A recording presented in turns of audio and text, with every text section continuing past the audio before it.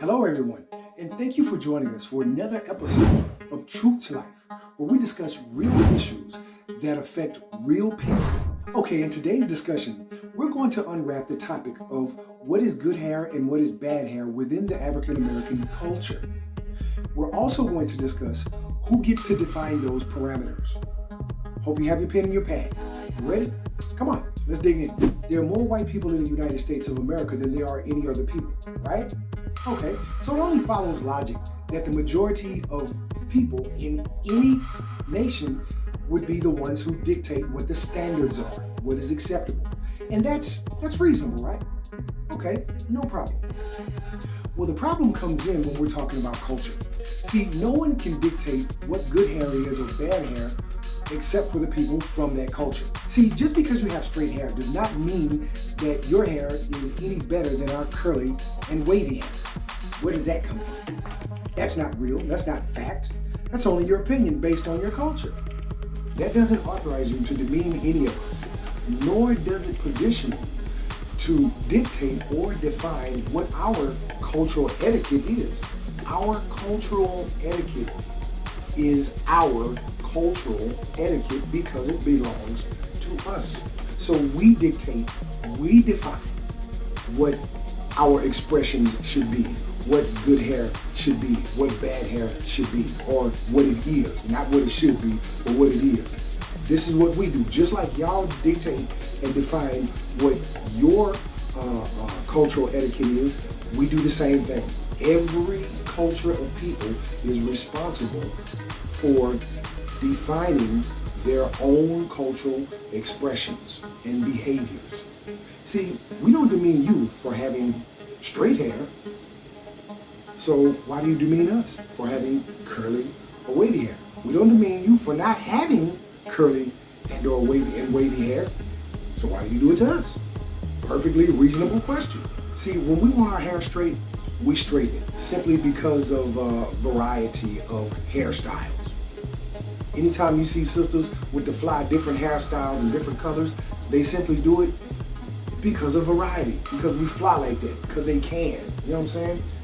And ladies, just so y'all know, silky is nothing more than caring for your hair and allowing it to be naturally what it's supposed to be when it's properly cared for. That's all it is.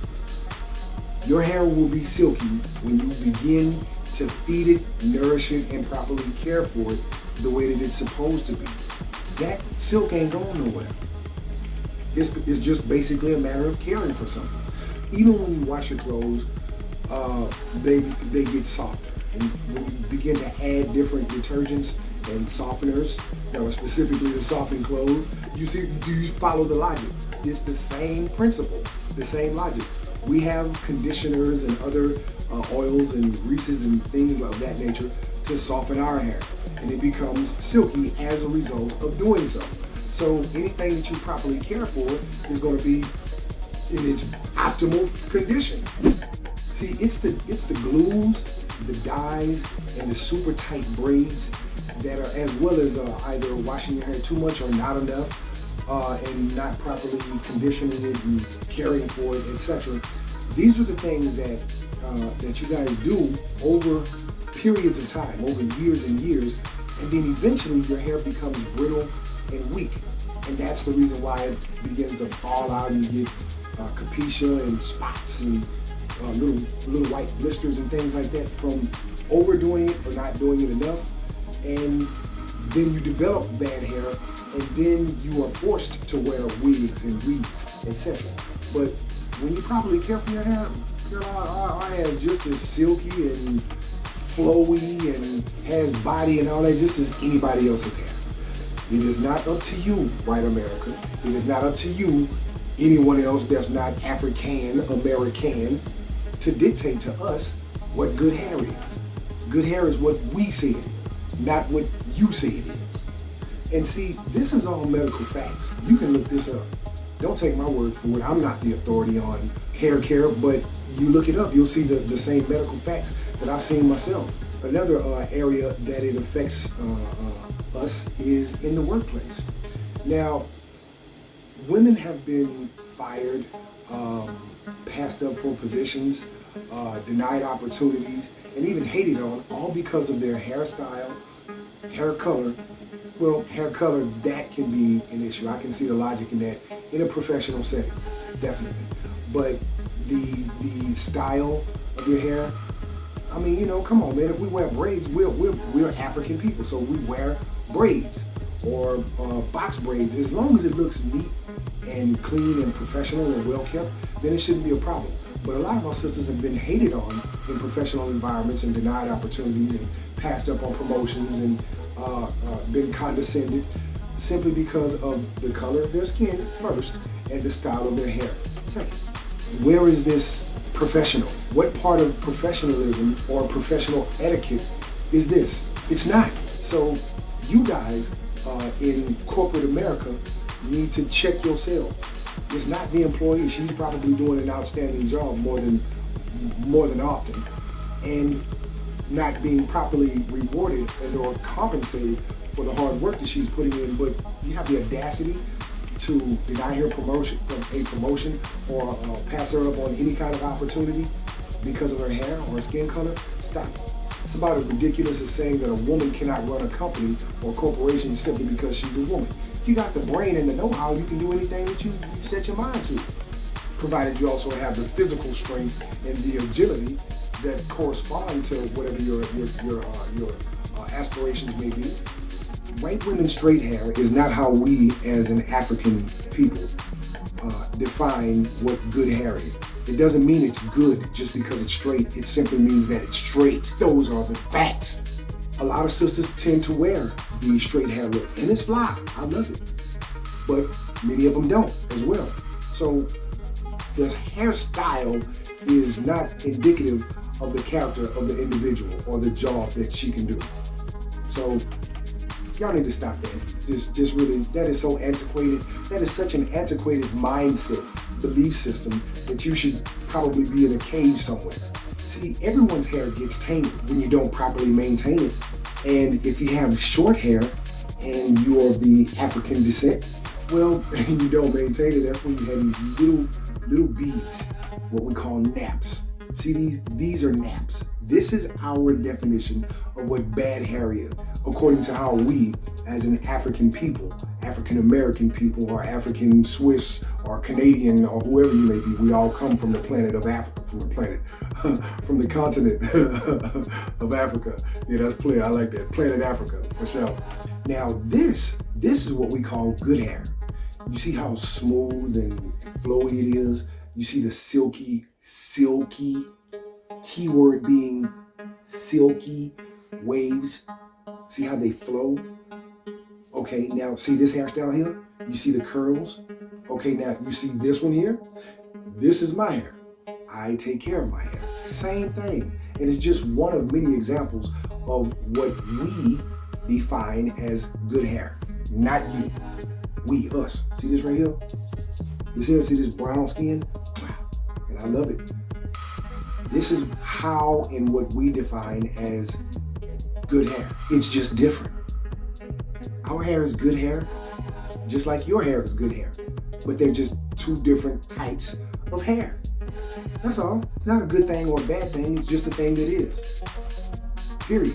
What you focus on and how you discern or develop your interpretations of it, or what those micro adjustments are what give you the bias of, oh, that's bad hair. No, it's not bad hair, down just because it's not your hair. Come on, man, stop it. So his wife is not a good wife because she's not your wife? Or his son or daughter is not a good child because it's not your child? Stop it. Do you see how asinine that personal or biased opinion can be? And I can go all the way around. You're not better than me. You're equal because you got 2 legs, 2 arms, and a brain like I do. So the playing field is equal. Period. All right, see, white people are not the definition or the benchmark or the standard or the fiducial of what good or right is. That's crazy. Good people are the definition of what good is. And bad people are what the definition of bad is. So who defines it ultimately? Okay, God does. but that's a different conversation. We're not going to get into that. Good hair is defined by people who have it, or actually, my bad, the culture of people that define what good hair is as opposed to what bad hair is, despite what your personal opinion may be. Those are just the facts. Now, whether you're willing to accept that or not, that lies on you. That has nothing to do with anyone else. You can perceive how you choose to perceive. Perception equals experience, not reality. It equals experience. That is your experience, not our experience. See, we as African people, we must use oils and grease and things of that nature in order to properly moisturize our scalps and lubricate our hair. If we do not, then that's how we develop dandruff. You guys, if you use greases and oils and things, just to the best of my knowledge, I'm not no hair expert on white folks, but from what I've seen in the past, if you guys get any grease or anything on your hair, that's how you develop dandruff. So we're just different. You see what I'm saying? Now, if we all had the same grade of hair, how boring would that be? If we all had the same type of hair. Straight up. God created diversity for a reason. And he is God. So, hey, I enjoy everything. I love all people. So don't allow anyone who uses white definition of our cultural image to project any of that negativity or their negative beliefs onto you. Know who you are, know why you are, and know where you are. And if no one has ever told you before, you're beautiful.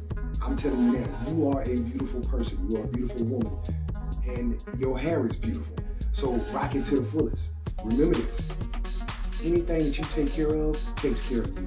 So whether that be your vehicle, whether that be your clothes, whether that be your skin with lotions and lubricants, shea butters and cocoa butters, or whether it's your hair, all of the above. If you take care of it will take care of you. Change your oil, rotate your tires, keep new tires on there, check your fluids, etc. Your vehicle will last longer. It'll take good care of you. Why? Because you've taken care of it. Take care of your children, they'll take care of you. Take care of your spouse.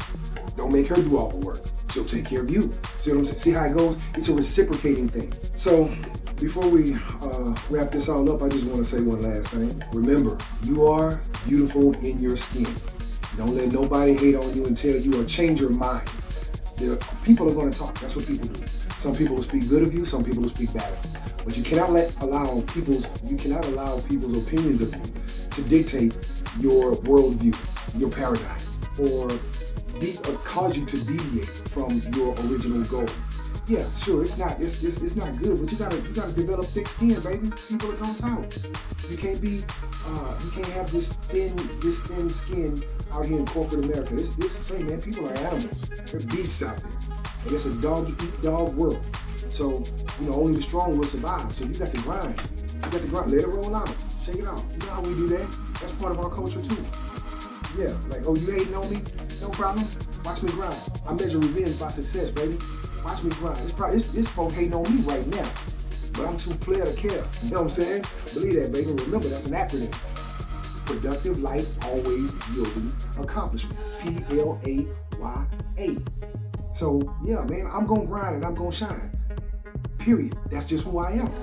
So, ladies and fellas, if y'all got folks hating on y'all in the workplace because of the way that y'all hair is, don't worry about them. Tell them kick rocks. Matter of fact, shoot them to this video so I can tell them kick rock. Y'all like, share, subscribe, leave a comment.